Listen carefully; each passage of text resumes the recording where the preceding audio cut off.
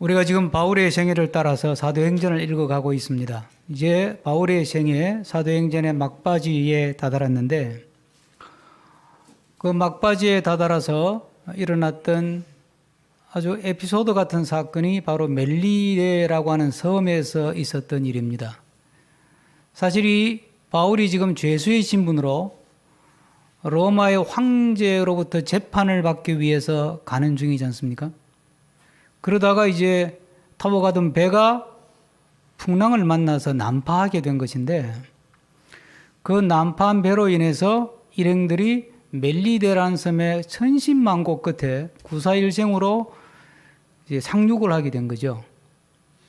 그래서 그 멜리데 섬에서 일어나는 이야기들이 소개가 되면서 그 다음에 바로 이어서 오늘 15절까지 보면 이제 로마 초입까지 지금 가 있는 겁니다. 그러면 이 전체 이야기에서 멜리데 섬에서 일어났던 사건이라고 하는 것이 어떤 의미가 있는 것인가?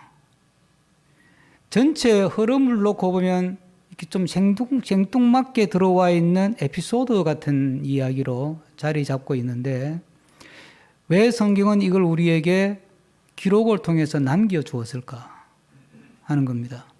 이 사건 하나만 딱 떼놓고 보면 상당히 바울이 뱀에 물렸다가 죽을 줄 알았는데 살아나가지고 안 죽어서 신으로 추앙받는 이야기, 그리고 이제 그 멜리데 섬의 추장의 초대를 받아서 한 3일 동안 정말 가뭄의 담배 같은 그런 편한 휴가를 즐기는 것 같은 그런 3일의 이야기. 그리고 그 중에 또 그 추장의 아버지가 열병과 이질 때문에 사경을 헤매고 있었는데 바울이 그냥 지나갈 수가 없으니까 기도해서 그 병을 고쳤다는 이야기.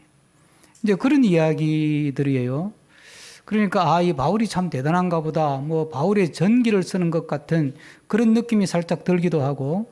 이제 그런데 이 전체 흐름에서 볼 때 하나님께서 이 멜리데 이야기를 통해서 우리에게 하시려고 하는 말씀이 무엇일까?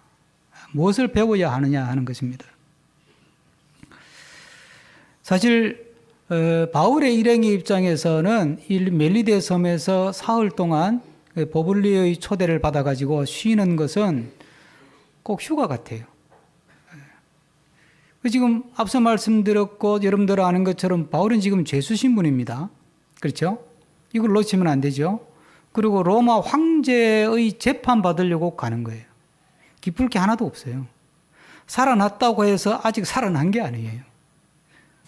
그런 상황인데, 그런데 오늘 멜리데에서 보내는 이 시간들을 보면 쫓기는 마음도 없고 뭔가 이렇게 막 우울한 분위기, 재판 잘못되면 어떡하나? 걱정, 이런 건 전혀 찾아볼 수가 없고 그냥 지중해 여행하는 것 같아. 그러다가 멜리데라는 섬에 도착해가지고 3일 동안 대접 잘 받고 그리고 박수 받고 그러는 거예요.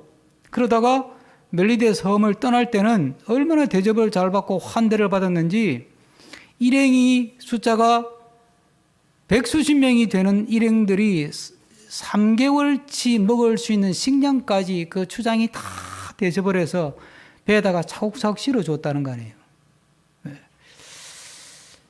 어떻게 보면 참 재밌는 이야기고 또 바울의 입장에서 보면 그동안 고생했으니까 좀 푹 대접받고 쉬어라 이런 것 같은데 그런데 또 멜리데 섬을 떠나가지고 배를 타고 며칠 가다가 볼디오리라는 섬에 도착했어요. 거기 갔더니 또 거기 또 어떻게 교인들이 소식을 듣고 교인들이 이번에 또 격려 방문을 해가지고 격려 방문만 한 게 아니고 본문을 읽어보면 그 교인들이 또 바울 일행을 초대를 해요. 그리고 1회 동안, 그러니까 7일 동안 초대를 해가지고 대접을 잘 해줘요. 뭐 지금 여행 다니는 거예요, 지금? 이상하잖아요? 이 죄수인지 아닌지 분간을 할 수가 없어요. 그렇게 대접을 잘 받는 거예요. 그리고 이제 또 떠났는데, 떠나가지고 이제 로마 초입에 가서 아비오 광장이라는 말이 나오죠. 아비오 광장은 이제 이 로마의 왕이나 장군이 전쟁을 하고 이기고 돌아오잖아요. 그러면 승전가를 부르면서 행진을 하는 광장이 아비오 광장이에요. 그 아비오 광장에 큰 여관이 3개가 있습니다. 그래서 이제 그 유명한 그 어떤 한번 쉬었다가 이제 황제를 아련하러 가기 위해서 준비하는 곳이기도 하고, 이렇게 승전 행절을 축하하는 거리 또 광장이기도 하고 그런 곳인데, 거기 갔을 때 로마에 있는 교인들이 또 소식을 듣고 또 경련을 방문을 하는 거예요. 그걸 통해서 또 바울이 굉장히 힘을 얻었다. 성경은 그렇게 기록을 해요. 이런 이야기를 통해서 하나님께서 우리에게 하시는 말씀이 뭘까요? 하나님이 손을 놓고 있는 것 같지만 요소요소에 군데군데 보물찾기 하듯이 하나님께서 아주 쉴 수 있는 그런 장치들을 요소요소에 만들어 놓고 격려 받을 수 있는 그런 장치들을 요소요소에 준비를 해놓았다가 때가 되면 그 휴식을 얻고 격려를 얻고 그런 예비된 은혜가 그 여행의 과정 속에 요소요소에 예비되어 있더라는 것입니다.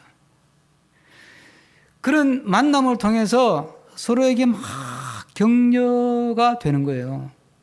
그러니까 하나님은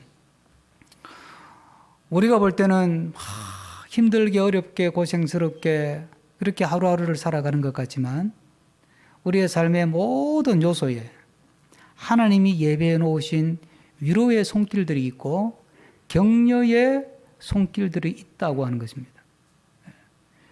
그 위로와 격려를 통해서 하나님이 나를 이렇게 위로하시는구나 그렇게 느끼는 거죠. 제 동기 목사님 가운데 지금 세상을 떠나셨는데 청소년들이 이제 사고를 치잖아요. 그러면 청소년들은 바로 이제 감옥을 가지 않죠. 청소년 분류 심사원이라는 곳이 있어요. 그곳에서 아이들을 이제 말 그대로 심사를 하는 거예요. 그걸 거쳐서 이제 얘 형을 결정하기도 하고 하는데 그 분류 심사원이 안양에 있습니다. 이 목사님은 그 분류 심사원에서 전도하는 목사님으로 사역을 했는데 그 아이들 중에서 괜찮은 아이들 또 이제 분류심사원에서 퇴소하는 아이들 이런 아이들을 데려와서 이제 같이 살기도 하고 심지어는 자기 호적에 입양도 시키고 이제 그렇게 사역을 하는 분이에요. 그러니까 사역이 굉장히 거칠죠. 이분이 주로 하는 일은 집에 데려다가 먹여주고 재워주고 이제 좀 안정을 시켜놓으면 또 도망가는 거예요. 애들이 맨날 그렇게 또 돌아다니면서 살았던 아이들이라 그러면 또 그애 찾으러 가고 잡으러 가는 게 일이에요. 그럼 대충 안 돼. 얘가 딱 튀었다. 3일 지났다. 어디쯤 가 있겠다. 가보면 있대. 그럼 다시 또 데리고 오는 거예요. 이제 그런 사역을 하니까 굉장히 지치죠. 이제 가끔 이제 제가 연락해서 식사를 이렇게 같이 하는데 한 번은 그런 이야기를 하더라고요. 같이 한번 식사하는데 아마 그 전에 굉장히 힘든 시간들이 있었던가 봐요. 식사하는 자리에서 목사님 밥은 제가 내니까 목사님 기도 한번 해주세요. 그랬더니 이렇게 기도하세요. 하나님, 오늘 홍 목사를 통해서 저를 이렇게 위로해 주시니 너무 감사합니다. 밥 한 그릇 사고 그런 기도를 들으니까 많이 되게 찔리더라고요. 그러니까 하나님께서 주의 일을 하는 사람들, 주의 백성들의 삶의 길목에 곳곳에 이런 우리가 알게 모르게 그걸 느끼는 사람은 그걸 주님이 위로로 받는 것이고 못 느끼는 사람은 오늘 좀 지수 좋은가 보다 그러고 넘어가는 건데 이런 하나님께서 위로와 격려의 손길들을 예비해서 주님의 백성으로서 믿음의 길을 가는데 지치지 않도록 붙들어 주시고 도우시고 격려하시는 줄로 믿습니다. 이렇게 이들이 만날 때 이들은 서로에게 위로가 되는 거예요. 서로에게. 바울을 대접하는 사람은 대접하는 사람 나름대로 위로가 되는 거예요. 그러니까 이 보블리오 추장의 아버지가 그 병에 걸려서 아주 위기에 있을 때 또 바울이 기도해서 그 아버지 병을 고침받는 또 그런 혜택이라고 할까 은혜를 받잖아요. 또 바울을 영접했던 교우들, 격려 방문했던 교우들은 바울을 보면서 또 바울로부터 직접 하나님의 말씀들을 전해 들으면서 또 주님의 말씀을 전해 들으면서 또 위로받잖아요. 그러니까 성도의 삶이라고 하는 것은 믿음의 여정에서 서로가 격려와 축복과 위로를 주고받는 관계라고 하는 것입니다. 우리가 강남연동교회라는 이름으로 강남연동교회 교우들은 믿음 생활을 하는 공동체를 이루고, 중신교회는 중신교회라는 이름으로 믿음의 공동체를 이루어서 오는 중에 또 이렇게 만나게 하셨어요. 그리고 같이 예배드리게 하시잖아요. 이런 만남들이 하나님이 우리에게 주신 위로의 손길이 되고, 또 우리 서로의 만남이, 또 교우와 교우와의 만남들이 내가 너에게 너가 나에게 서로가 위로가 되고 격려가 되고 축복이 되는 그런 귀한 만남이 될 수 있기를 주의 이름으로 축복합니다. 나는 정말 내 주변에 나와 만나서 함께 믿음의 교제를 나누는 사람들에게 위로가 되는 사람인가? 아니면 반대로 근심이 되는 사람인가? 뭐 근심이 되는 사람은 없겠지만 어떻게 하면 내가 좀 더 우리 교우들에게 위로가 될 수 있을까? 격려가 될 수 있을까? 그런 마음으로 서로를 섬긴다면 하나님께서 허락하신 만남은 더 풍성하고 더 하나님의 은혜가 넘치는 그런 만남이 될 줄로 믿습니다. 이런 과정을 통해서 우리가 깨달아야 될 게 하나 있습니다. 바울의 여정을 지금 뭐 길게 다 소개해 드릴 수는 없고, 이렇게 대충 훑어봐도 하나님이 바울을 도와주시는 게 맞나? 그렇게 느낄 때가 많잖아요. 아니, 전도하는 사람인데, 자기 밥벌이 한다고 다니는 사람이 아니고, 자기 부자 되려고 돈 벌어보겠다고 하는 사람이 아닌데, 그저 복음 전하겠다고 교회 세우고, 전도해서 교회 세우고, 말씀으로 위로하고 격려하고 다니는 게 그 기쁨으로 사는 사람인데, 왜 가는 데마다 환대를 받지 못하고, 가는 데마다 고소당하고, 가는 데마다 핍박을 받고, 가는 데마다 반대에 부딪히고, 가는 데마다 깜빵에 잡혀 들어가고 재판을 받아야 되고, 왜 이런 일을 하나? 하나님 뭐 하시나 도대체? 예? 감옥에 넣어놓고는 또 며칠 만에 또 빼주시긴 하긴 하는데, 그럼 감옥에 넣지를 말지. 그런 생각이 들잖아요.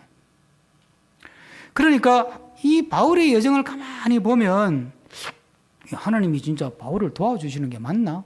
어떨 때는 밀착 마크에서 도와주는 것 같은데, 어떨 때는 내버려 둔 것 같고, 어떨 때는 막 깜짝 놀랄 정도로 기도 한 팍 하니까 병이 확 나와버리고, 막 적극적으로 역사해가지고 막 하나님이 함께 하시는 것에 대해서 막 그냥 이론의 여지가 없도록 만들다가, 어떨 때는 또 자기가 깜빵에 걸려가지고 고문을 당하고, 그때는 또 아무런 반응이 없고,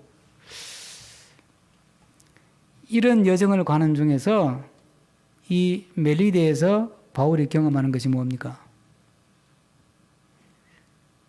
하나님께서 내가 폭풍을 만나서 밀리데라고 하는 섬에 천신만고 끝에 상륙을 했지만, 여기에 하나님이 예비해 주신 은혜가 있고, 여기에 하나님이 준비해 놓으신 손길이 있구나.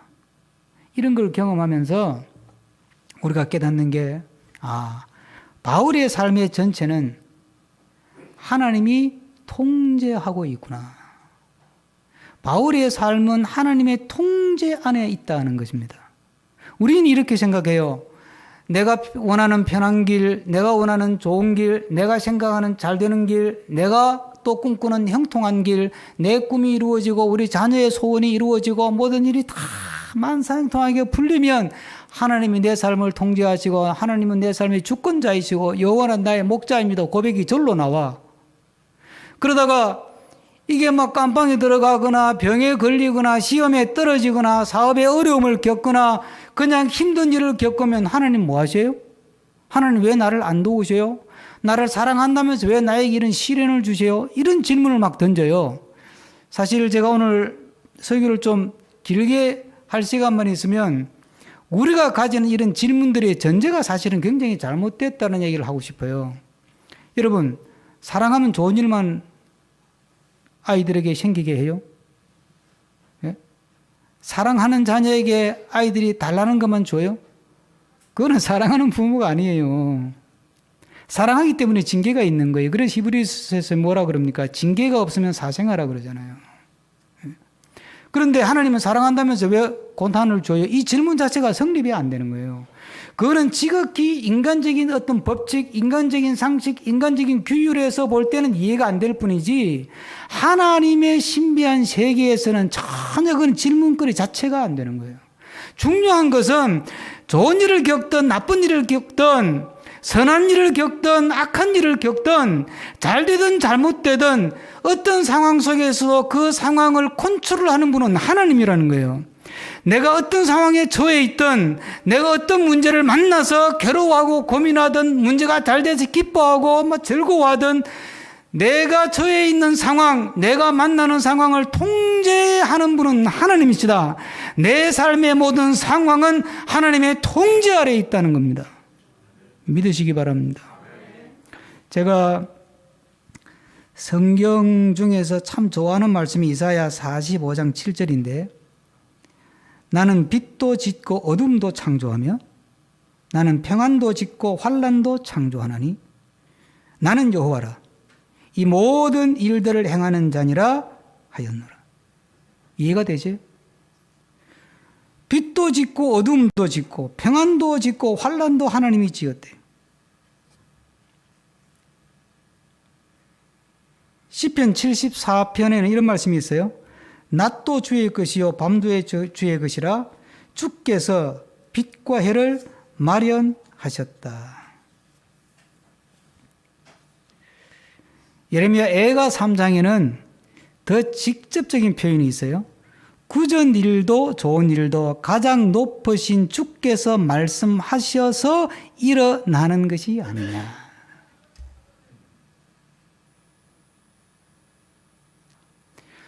좋은 일을 당하든 안 좋은 일을 당하든 성공하든 실패하든 합격을 하든 낙방을 하든 어떤 상황이든 그 상황은 하나님의 통제 아래 있구나.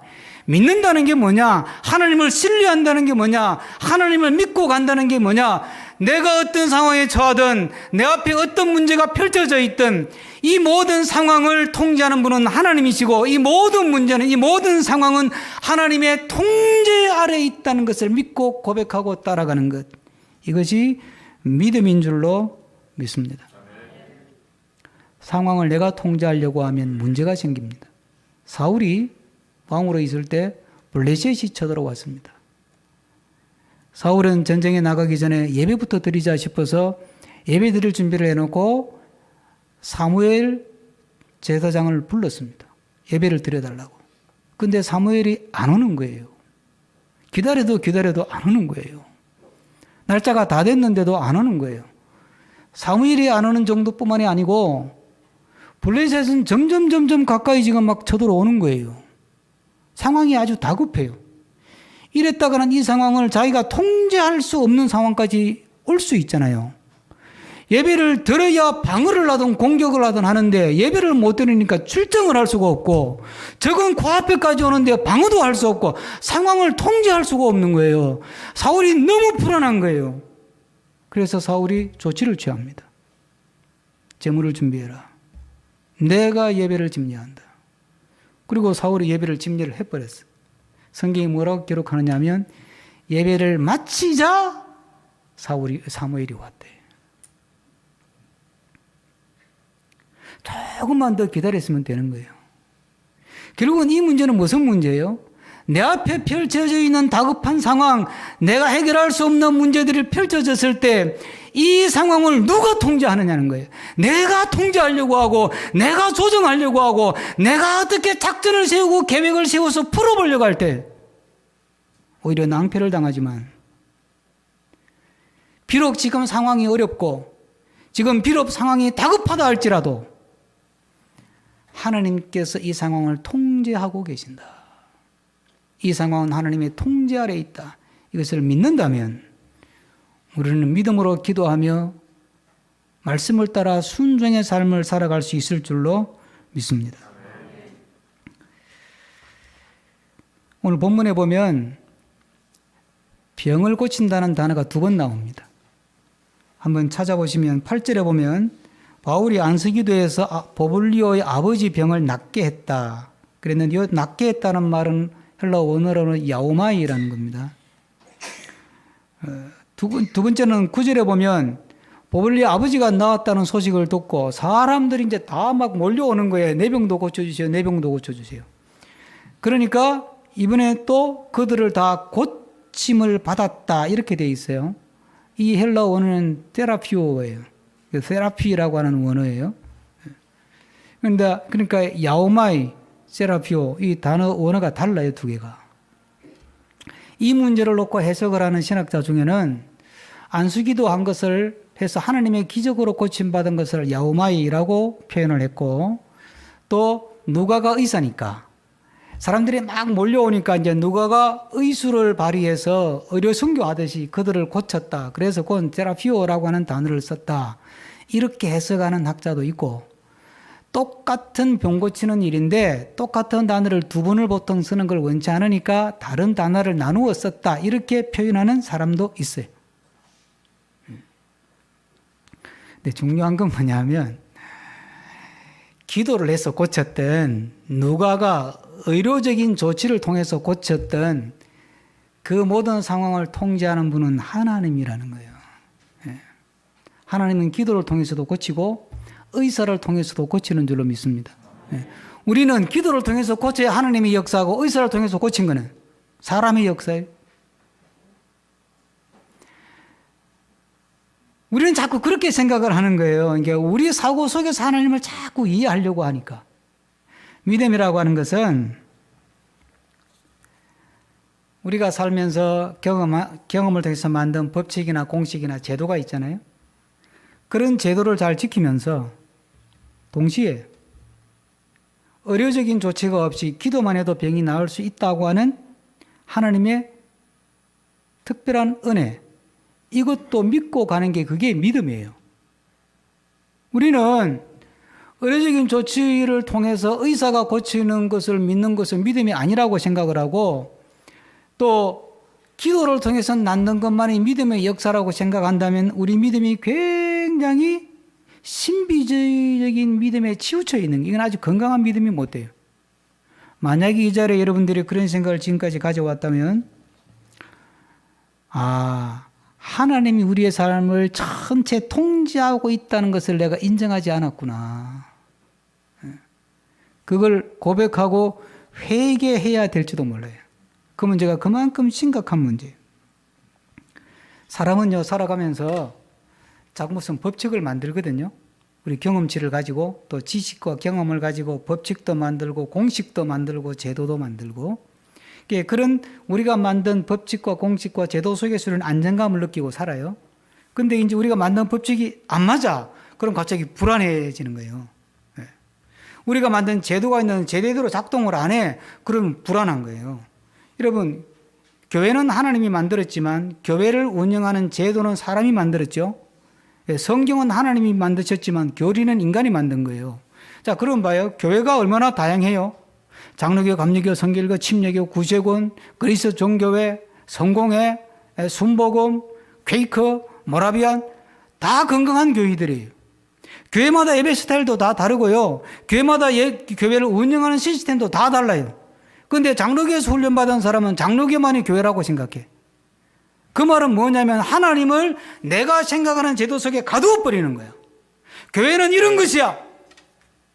제가 우리 교회 처음 시작할 때 연동교회에서 믿음 생활하신 분이 많았기 때문에 연동교회를 기준으로 교회를 평가하지 마라 그랬어요, 제가.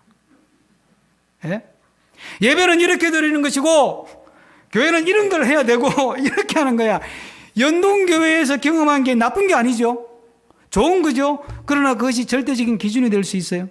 하나님을 연동교회의 형식과 제도에 가두어 둘 수 있어요. 절대 그럴 수 없어요.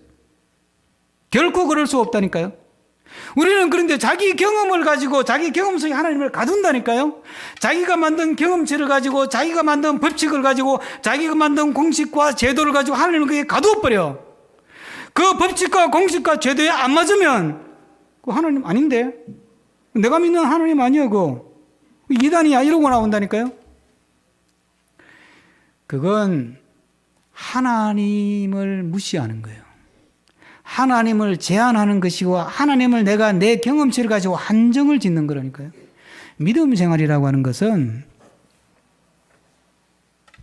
내가 만든 믿음 안에서 만든 좋은 제도와 법칙과 규칙과 공식, 이것도 귀한 거잖아요. 그것도 잘 지켜요. 그러나 하나님을 결코 거기에 가둘 수 없다. 의사가 치료해야 병이 낫지만 바울이 기도해도 병은 낫는다. 하나님이 어떤 루트로, 어떤 방식으로, 어떤 법칙을 통해서 역사하실지는 아무도 모른다. 그것은 전적으로 하나님의 통제를 맡기고 하나님의 통제를 신뢰하고 하나님의 주권적인 역사를 믿고 여호와 하나님께서 내 삶의 목자가 되셔서 하나님이 모든 것을 컨트롤하고 있다는 것을 믿고 나아가는 자에게 하나님은 하나님의 은혜를 베풀어 주시는 줄로 믿습니다. 만약 이 시간에 내가 가진 경험치를 가지고 하나님을 통제하려고 하는 마음이 눈꽃만큼이라도 있었다면, 하나님,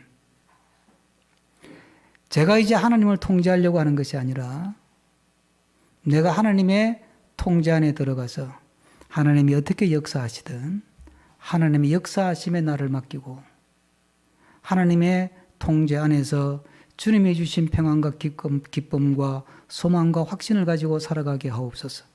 기도할 수 있는 우리가 되기를 축복합니다. 그래서 데살로니가서에서 항상 기뻐하라, 쉬지 말고 기도하라, 범사에 감사하라. 이 말씀 왜 주셨어요? 이것이 우리를 향하신 하나님의 뜻이라 그랬어요. 내가 하나님의 통제 아래 있고 내가 지금 처해 있는 모든 상황을 하나님이 통제하고 있고, 그리고 내가 상황을 통제하려고 하지 않고 내가 하나님을 통제하려고 하지 않는 한 우리는 언제나 기뻐할 수 있고 언제나 기도할 수 있고 언제나 감사할 수 있는 줄로 믿습니다. 그래서 이 말씀 우리에게 주신 것이거든요.